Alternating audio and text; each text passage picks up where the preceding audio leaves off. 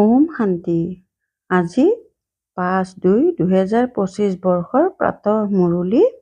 ওম শান্তি। বাপ-দাদা মধুবন।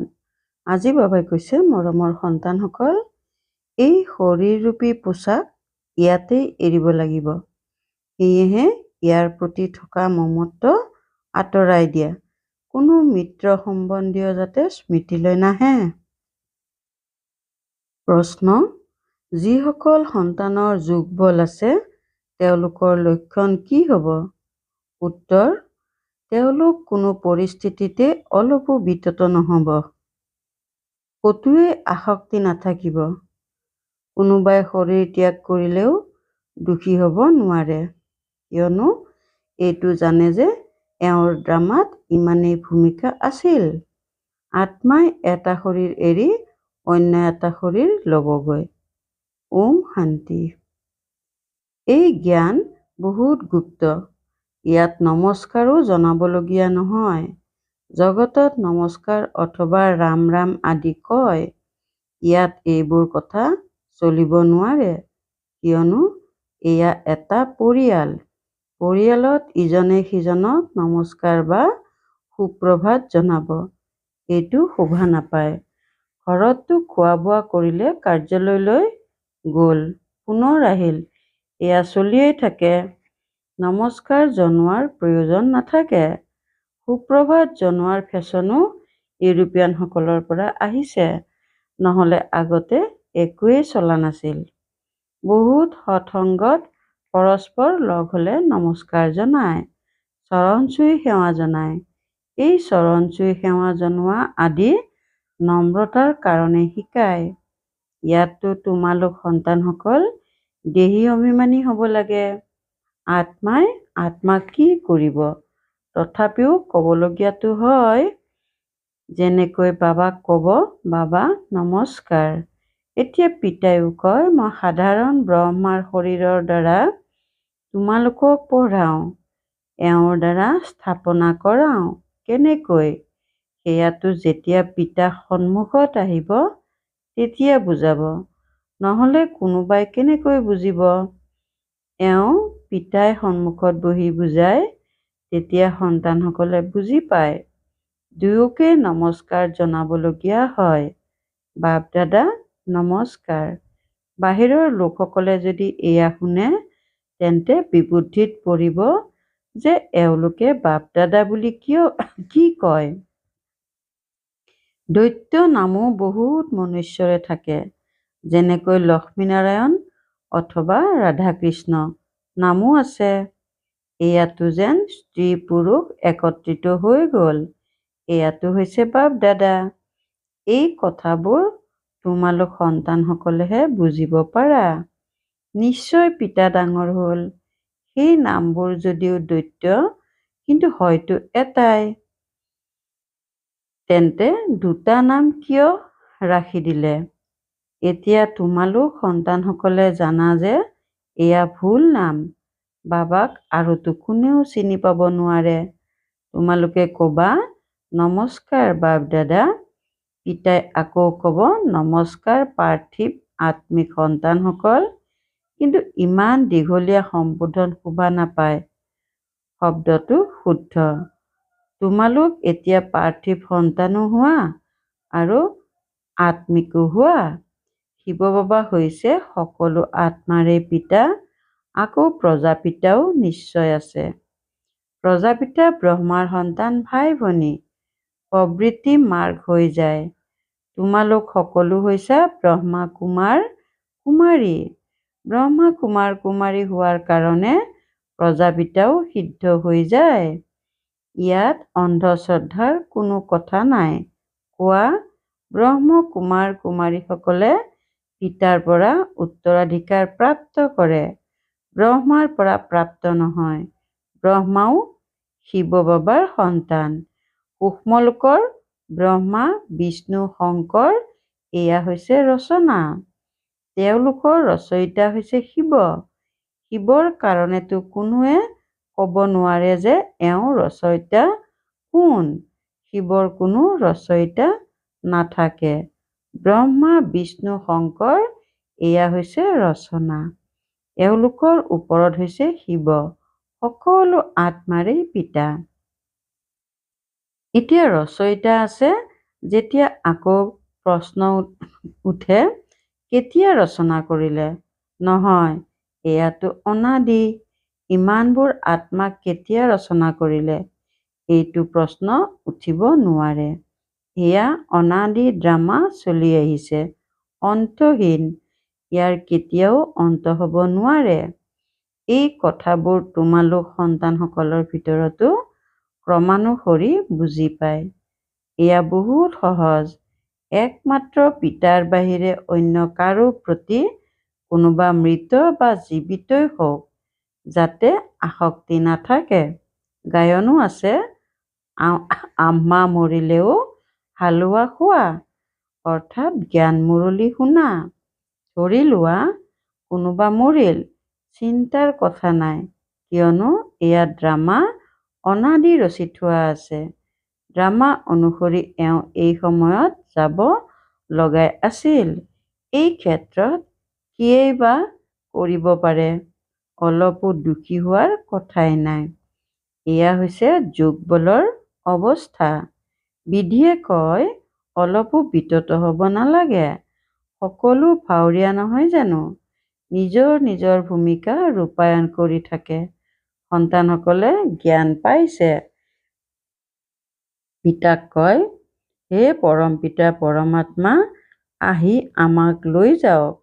ইমানবোৰ শৰীৰৰ বিনাশ কৰাই সকলো আত্মাক লগত লৈ যোৱা, এয়াতো বহুত গধুৰ কাম হৈ গ'ল। ইয়াত কোনোবা এজনৰ মৃত্যু হ'লে 12 মাহ ধৰি কান্দি থাকে। পিতাইতো ইমান অনেক আত্মাক লৈ যাব। সকলোৰে শৰীৰ ইয়াত থাকি যাব। সন্তানসকলে জানে, মহাভাৰতৰ যুদ্ধ লাগিলে মহৰ সদৃশ গৈ, অৰ্থাৎ একেলগে অনেকৰ মৃত্যু হৈ থাকে। প্ৰাকৃতিক দুৰ্যোগো আহিব, এই গোটেই সৃষ্টি পৰিৱৰ্তন হৈ যাব। এতিয়া চোৱা, ইংলেণ্ড, ৰাছিয়া আদি কিমান ডাঙৰ ডাঙৰ দেশ। সত্যযুগত এই সকলোবোৰ আছিল জানো? জগতত এইটো কাৰো বুদ্ধিত উদয় নহয় যে আমাৰ ৰাজ্যত এয়া এখনো নাছিল। এটাই ধৰ্ম, এখনেই ৰাজ্য আছিল। তোমালোকৰ ভিতৰতো ক্ৰম অনুসৰি আছে, যাৰ বুদ্ধিত যথা ৰীতি ধাৰণ হয়। যদি ধাৰণ হয়, তেন্তে সেইটো নিচা সদায় বাঢ়ি গৈ থাকিব। নিচা কাৰোবাৰ কাৎচিতহে বাঢ়ি থাকে। মিত্ৰ সম্বন্ধীয় আদি সকলো ফালৰ পৰা স্মৃতি আঁতৰাই এক বেহদৰ আনন্দত টিকি যোৱাটো বহুত চমৎকাৰ কথা। অৱশ্যে হয়, এয়াও অন্তিমত হ'বগৈ। অন্তিমতেই কৰ্মতীত অৱস্থা প্ৰাপ্ত কৰে। শৰীৰৰ প্ৰতি থকা মোহো আঁতৰি যায়।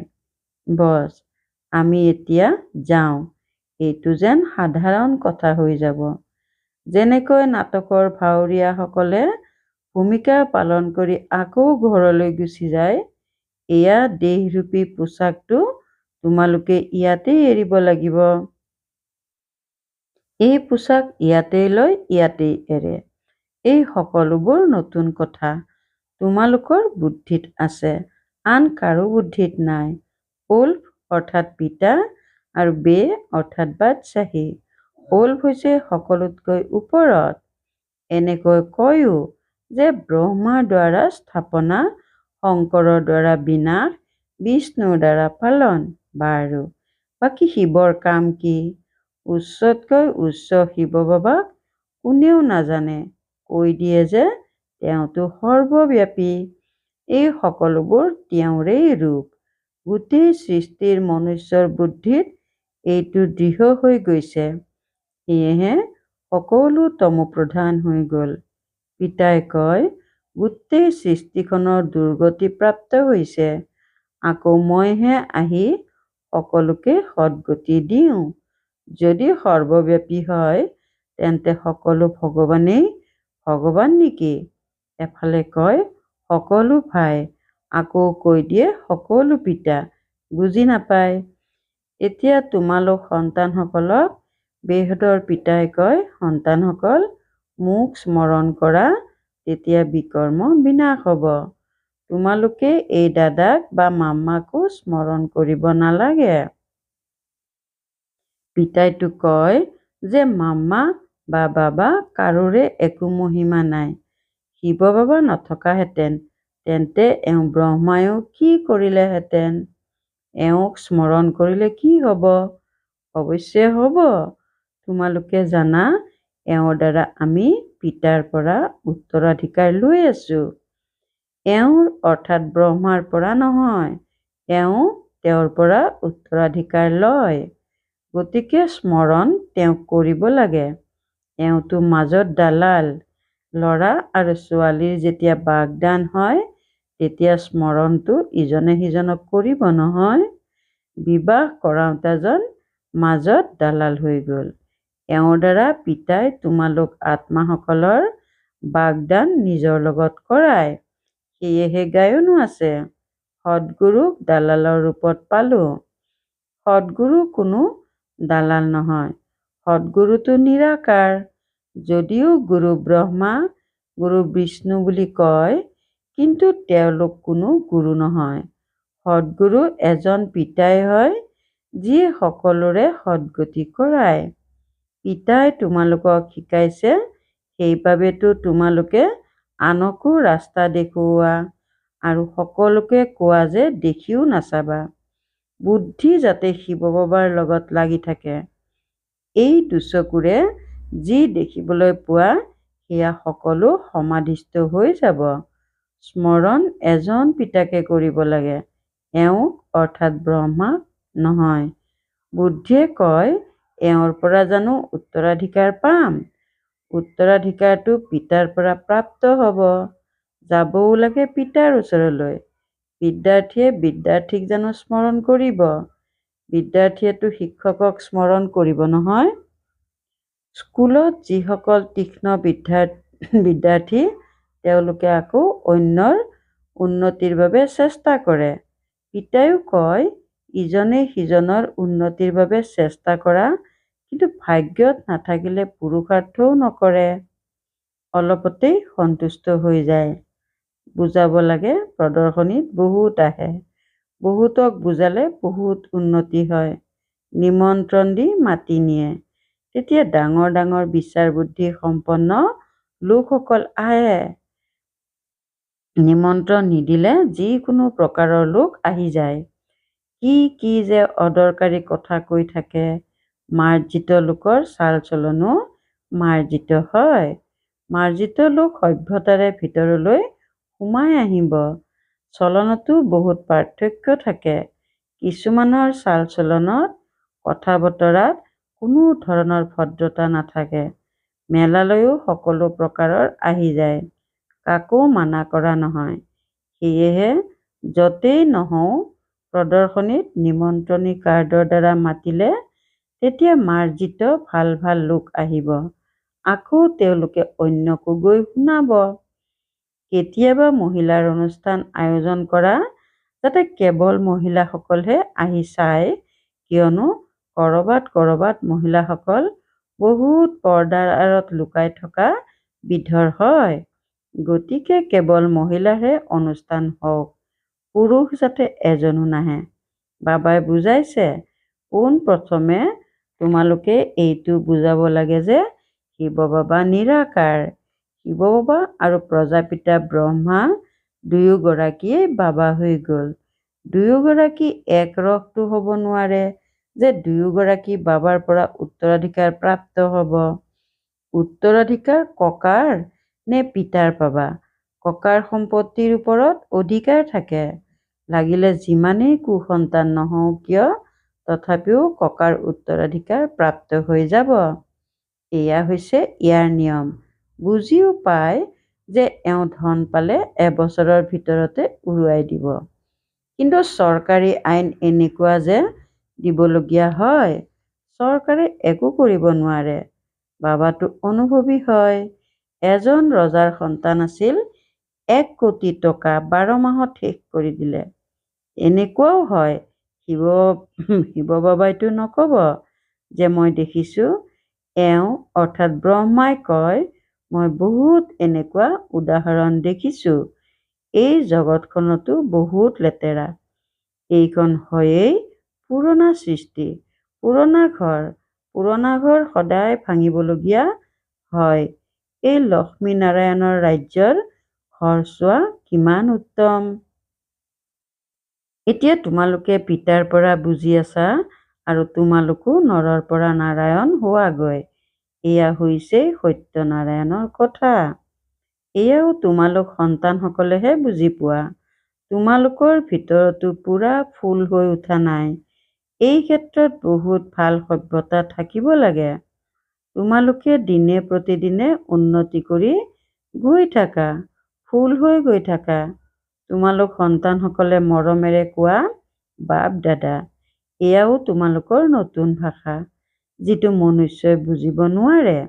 ধৰি লোৱা বাবা ক'ৰবালৈ গ'ল, তেতিয়া সন্তানসকলে ক'ব বাপ দাদা নমস্কাৰ। পিতাই সঁহাৰি জনাব আত্মিক পাৰ্থিৱ সন্তানসকলক নমস্কাৰ। এনেকৈ ক'বলগীয়া হয়। কোনোবাই শুনিলে ক'ব এয়াতো নতুন কথা। বাপ দাদা বুলি এজনকে কেনেকৈ কয়? বাপ আৰু দাদা দুয়ো এজনেই কেতিয়াবা হয় জানো? নামো দুয়োৰে বেলেগ। শিৱ বাবা, ব্ৰহ্মা দাদা। তোমালোক এওঁলোক দুয়োৰে সন্তান। তোমালোকে জানা এওঁৰ ভিতৰত শিৱ বাবা বহি আছে। আমি বাপ দাদাৰ সন্তান। বুদ্ধিত যদি এইটো স্মৃতি থাকে, তেন্তে আনন্দৰ সীমা নাথাকিব আৰু ড্ৰামাৰ ওপৰতো দৃঢ় হৈ থাকিব লাগে।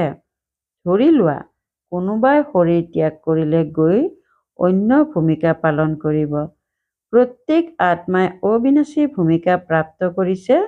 ইয়াক লৈ অলপমানো খেয়াল কৰাৰ দৰকাৰ নাই। তেওঁ গৈ অন্য ভূমিকা পালন কৰিব লাগিব। পুনৰায়তো মাতিব নোৱাৰি। ড্ৰামা নহয় জানো? ইয়াত কান্দিবলগীয়া কোনো কথা নাই। এনেকুৱা অৱস্থা প্ৰাপ্ত হোৱা সকলেহে গৈ নিৰ্মোহী ৰজা হয়। সত্যযুগত সকলো নিৰ্মোহী হয়।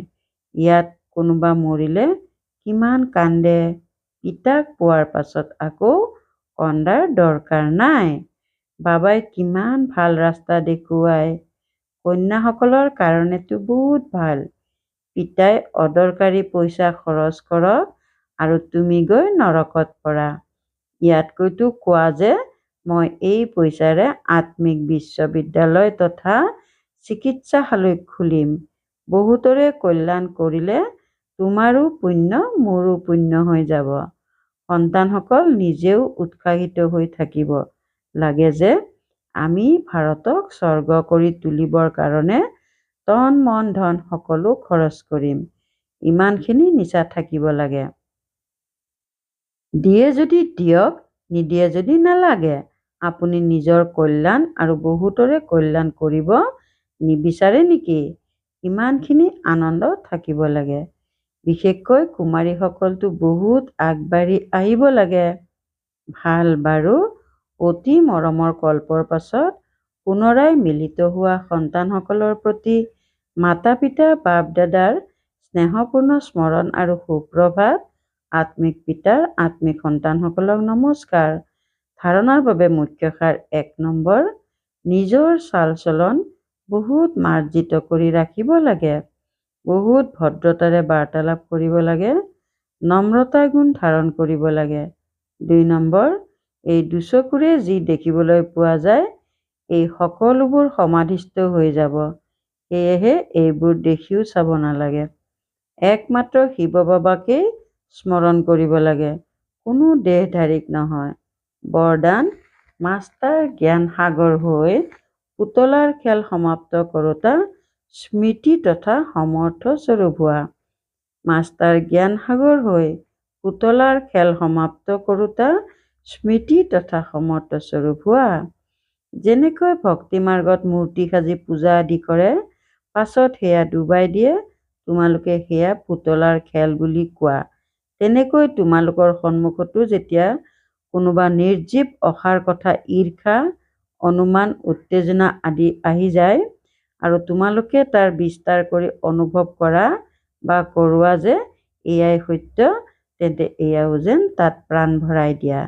আকৌ সেয়া জ্ঞান সাগৰ পিতাৰ স্মৃতিৰে যি হৈ গ'ল সেয়া অতীত হৈ গ'ল বুলি বুজি উন্নতিৰ লহৰত ডুবাইও দিয়া, কিন্তু তাতো সময় ব্যৰ্থত গুচি যায় নহয়। সেইকাৰণে প্ৰথমৰ পৰাই মাষ্টাৰ জ্ঞানসাগৰ হৈ স্মৃতি তথা সমৰ্থ হোৱাৰ বৰদানেৰে এই পুতলাৰ খেল সমাপ্ত কৰা। শ্লোগান: যিসকল সময়ত সহযোগী হয় তেওঁলোকৰে একৰ বিপৰীতে পদম গুণ ফল প্ৰাপ্ত হৈ যায়। যিসকল সময়ত সহযোগী হয় তেওঁলোকৰে একৰ বিপৰীতে পদম গুণ ফল প্ৰাপ্ত হৈ যায়। ওম শান্তি। একান্ত প্ৰিয় হ'বলৈ একতা আৰু একাগ্ৰতা ধাৰণ কৰিবলৈ আজিৰ অব্যক্ত সংকেত: যিসকল ৰাজনেতা বা ধৰ্মনেতা আছে তেওঁলোকক পবিত্ৰতা আৰু একতাৰ অনুভৱ কৰোৱা। ইয়াৰ অভাৱৰ বাবে দুয়োটা সত্তা দুৰ্বল। ধৰ্মসত্তাক ইয়াৰ পৰা মুক্ত কৰাৰ বিশেষ উপায় হ'ল পবিত্ৰতাক সিদ্ধ কৰা আৰু ৰাজ্য সত্তাৰ সকলৰ আগত একতাক সিদ্ধ কৰা। ওম শান্তি।